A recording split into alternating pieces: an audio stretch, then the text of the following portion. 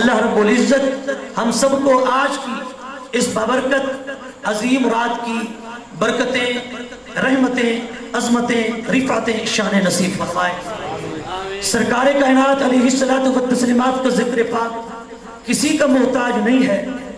محترم حضرات، ارشاد ربانی ہے وَرَفَعْنَا لَكَ ذِكْرَكَ، اے محبوب ہم نے آپ کی خاطر آپ کے ذکر پاک کو اپنی ساری ہستی، اپنی ساری قدرت، اپنی ساری طاقت کے ساتھ آپ کے ذکر کو وہ رفعت عطا فرمائی ہے، وہ بلندی عطا فرمائی ہے، وہ عظمت عطا فرمائی ہے، وہ شان عطا فرمائی ہے کہ اے پیارے حبیب، کوئی آپ کا ذکر کرے یا نہ کرے، کوئی آپ کی شان بیان کرے یا نہ کرے، آپ کا ذکر اور آپ کی شان کسی کے ذکر کرنے کی محتاج نہیں ہے۔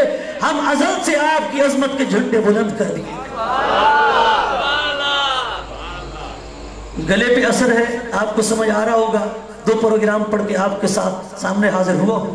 ابھی ایک پروگرام میں جانا بھی ہے خان بیلا میں، حضرت سلطان العارفین سلطان محمود رحمت اللہ تعالی علیہ کے مزار پاک پر۔ دعا ہے کہ اللہ رب العزت ہم سب کو سرکار پاک، سرکار کائنات کے ذکر پاک کے صدقے ہمارے قلوب کو عشق مصطفیٰ سے منور اور روشن فرمائے۔ محترم حضرات، عشق مصطفیٰ اور محبت مصطفیٰ یہ ایمان کی جان بھی ہے، ایمان کی اساس بھی ہے، ایمان کی بنیاد بھی ہے، ایمان کی اصل بھی ہے اور ایمان کی جڑ بھی ہے، ایمان کی بنیاد بھی ہے۔ اگر محبت مصطفیٰ اور عشق مصطفیٰ نہیں ہے تو کوئی عمل، کوئی عبادت، کوئی ریاضت اس وقت تک رب کی بارگاہ میں بھی قابل قبول نہیں ہے جب تک دل کے اندر محبت مصطفیٰ اور عشق مصطفیٰ کی شمع روشن ہے۔ جس کا دل ٹھنڈا ہوا ذرا وہ بولے بلند۔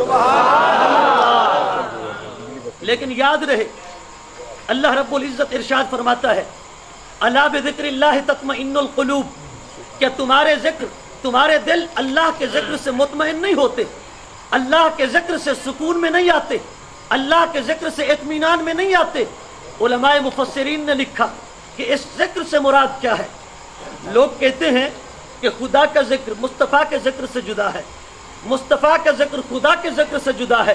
پر یاد رکھیں، اگر آپ سننا چاہتے ہیں تو دل کو تھام کے ذرا میرا یہ مفسرین کا نقل کیا ہوا قول آپ دل کی تختی پہ لکھیں اور دل کے کانوں سے سنیں، اس لیے کہ یہ مفسرین کا قول دل کے کانوں سے سننے کے قابل ہے، دل کی تختی پہ لکھنے کے قابل ہے۔ اللہ رب العزت فرماتا ہے الا بذکر اللہ تطمئن القلوب، کہ تمہارے دلوں کو خدا کے ذکر سے چین نہیں آتا، خدا کے ذکر سے سکون نہیں ملتا، خدا کے ذکر سے اطمینان حاصل نہیں ہوتا۔ اے علماء بتاؤ تو صحیح خدا کا ذکر ہے کیا؟ ذرا دل کو تھام کے بیٹھیے۔ امام فخر الدین رازی نے تفسیر کبیر میں لکھا، امام قرطبی نے تفسیر قرطبی المعروف تفسیر الجامع لأحکام القرآن میں لکھا، امام سیوطی نے تفسیر الدر منصور میں لکھا، امام علامہ اسماعیل حقی حنفی نے تفسیر روح البیان میں لکھا، علامہ سید محمود علوسی بغدادی نے تفسیر روح المعانی میں لکھا، حافظ الحدیث امام سیوطی نے تفسیر الاتقان کے اندر لکھا، شیخ احمد ساوی نے تفسیر ساوی میں لکھا، امام سیوطی نے تفسیر جلالین میں لکھا۔ الغرض 1400 سال کی تمام تفاسیر پڑھ کے دیکھو، حوالے کا فقیر ذمہ دار ہے۔ ارے ذکر خدا سے مراد یہاں ذکر مصطفیٰ ہی نہیں، تمام مفسرین نے لکھا ذکر مصطفیٰ تو بلند و بالا ہے۔ الا بذکر اللہ تطمئن القلوب، مفسرین نے لکھا اس ذکر سے مراد مصطفیٰ کا نہیں، خدا کا نہیں، مصطفیٰ کے غلاموں کا ذکر ہے، مصطفیٰ کے غلاموں کا چرچا ہے۔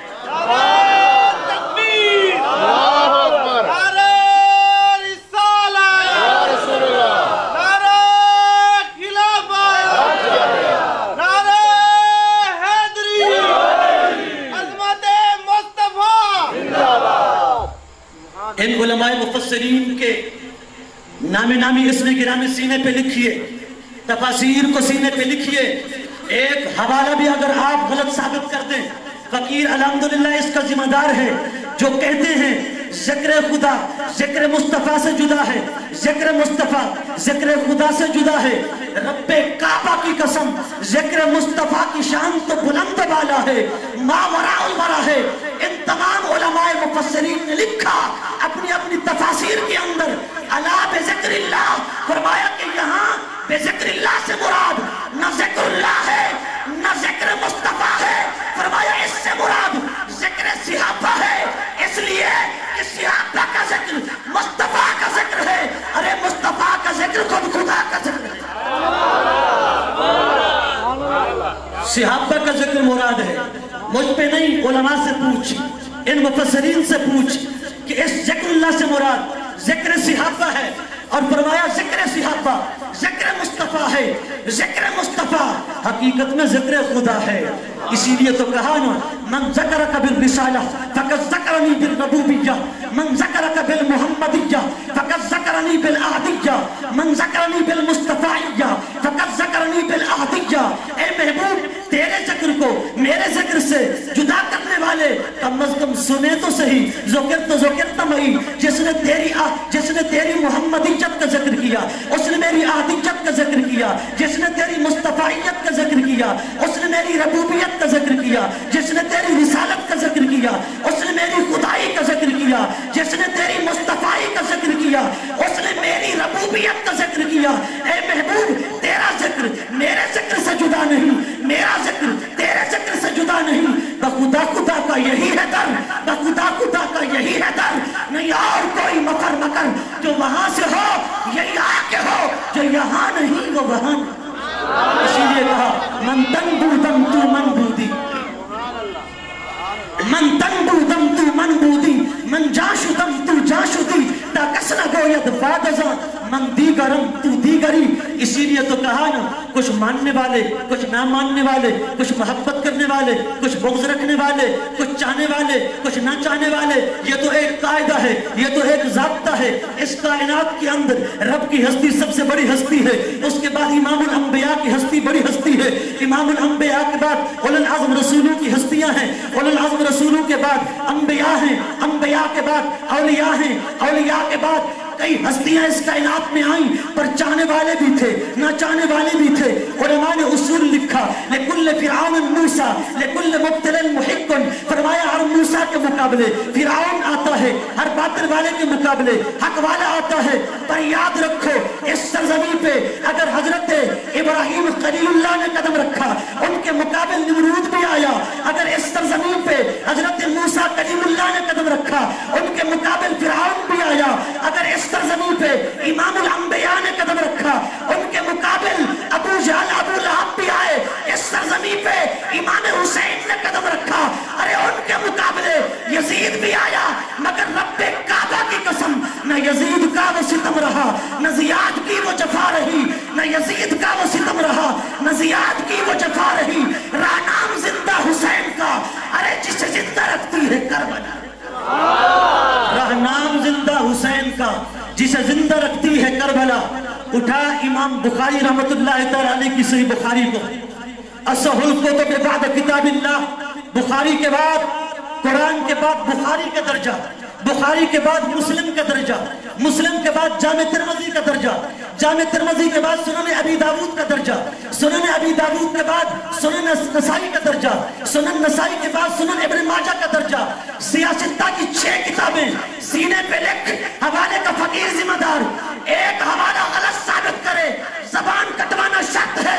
رب کعبہ کی قسم، حدیبیہ کا مقام تھا، سرکار کائنات نے مدینہ کا سفیر عثمان غنی کو بنا کے بھیجا، ادھر ابو جہل ابو لہب نے مکہ کا سفیر عروہ بن مسعود ثقفی کو بنا کر بھیجا۔ جب عروہ بن مسعود ثقفی حدیبیہ کے مقام پہ آیا، اس نے جو منظر دیکھا، منظر دیکھنے کے بعد جب واپس مکہ گیا، ابو جہل سے پوچھا، ابو لہب سے پوچھا، عتبہ و شیبہ سے پوچھا، اے کفار مکہ کی جماعت، اے قریشیوں، کیا کرنا چاہتے ہو؟ انہوں نے کہا تیاری ہو رہی ہے، محمد عربی کے غلاموں سے جنگ کرنی ہے۔ توجہ ہے؟ جس کی توجہ ہے وہ بولے بلند آواز، محمد عربی کے غلاموں سے جنگ کرنی ہے۔ اب عروہ بن مسعود ثقفی کافر ہے، بے دین ہے، غیر مسلم ہے، وہ کفار مکہ کا سفیر بن کے آیا ہے۔ حوالہ کے ساتھ گفتگو کر رہا ہوں، کان کھول کے سنیے گا اور سینے کی تختی پہ لکھیے گا۔ آپ کو کام آئے گی، بڑی فتح کی بات کرنے والا ہوں۔ آج شب برات کا یہ عظیم نسخہ سینے کے اندر چھپا کے جائیے، اور سرکار کائنات کی عشق و محبت کا نسخہ سینے سے لگا کے جائیے۔ عروہ بن مسعود ثقفی سے پوچھا، بتا تو صحیح وہ کیا کر رہے ہیں؟ ان کے پاس نیزے زیادہ ہیں، ان کے پاس تلواریں زیادہ ہیں، ان کے پاس گھوڑے زیادہ ہیں، ان کے پاس اونٹ زیادہ ہیں، ان کے پاس لشکر شکن مجاہدین زیادہ ہیں۔ عروہ بن مسعود نے کہا، اس کعبہ کے رب کی قسم، نہ ان کے پاس نیزے زیادہ، نہ تلواریں زیادہ، نہ گھوڑے زیادہ، نہ اونٹ زیادہ، نہ لشکر شکن مجاہد زیادہ، کچھ بھی نہیں ہے۔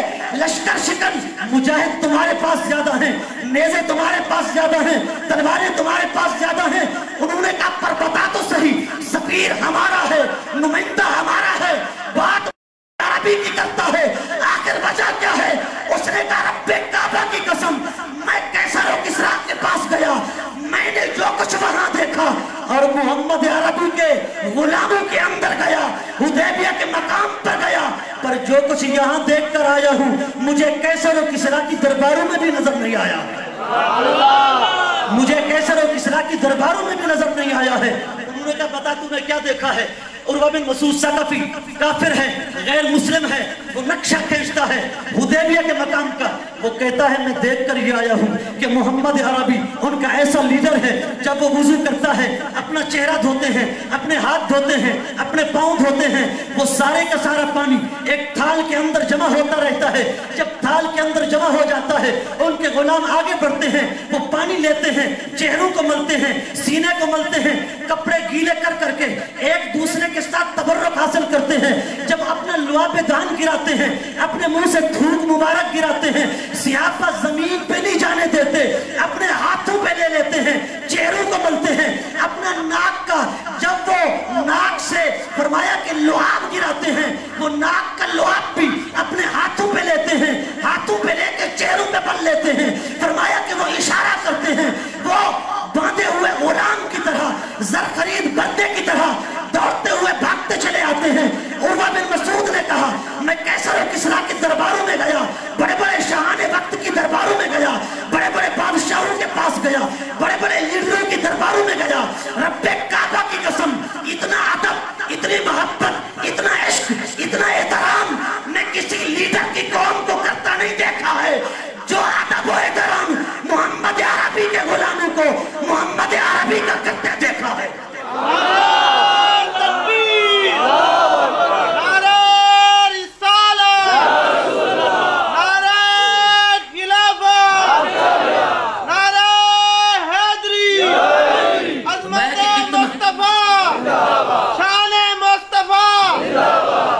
اتنا ادب و احترام کسی لیڈر کا کرتے نہیں دیکھا ہے۔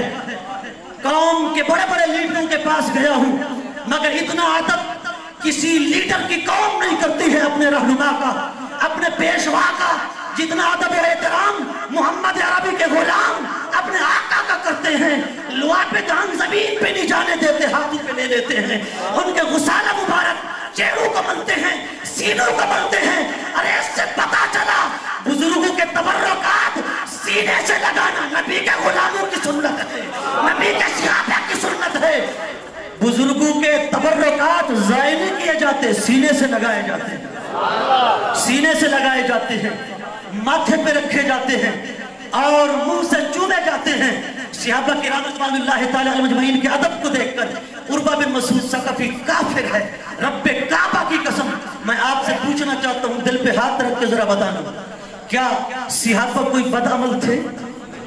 صحابہ بعمل تھے؟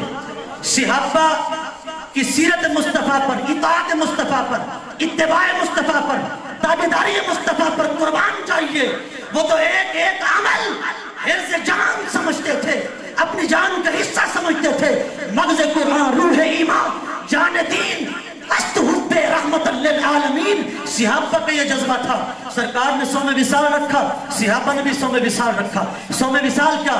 رات کا بھی روزہ، دن کا بھی روزہ، نہ سحری کرنا، نہ افطاری کرنا، 40 دن تک کملی والا آقا روزے سے ہے۔ صحابہ نے بھی روزہ رکھا، صحابہ کے جسم میں ڈھال ہوتے گئے، جسم کمزور ہوتے گئے، صحابہ کے جسم سے گوشت ختم ہوتا گیا، خون ختم ہوتا گیا، ہڈیاں نکلتی آئیں۔ صحابہ کرام اٹھتے تو گر پڑتے تھے، چارپائی پہ پڑے رہے، نمازوں میں حاضر نہ ہو سکے۔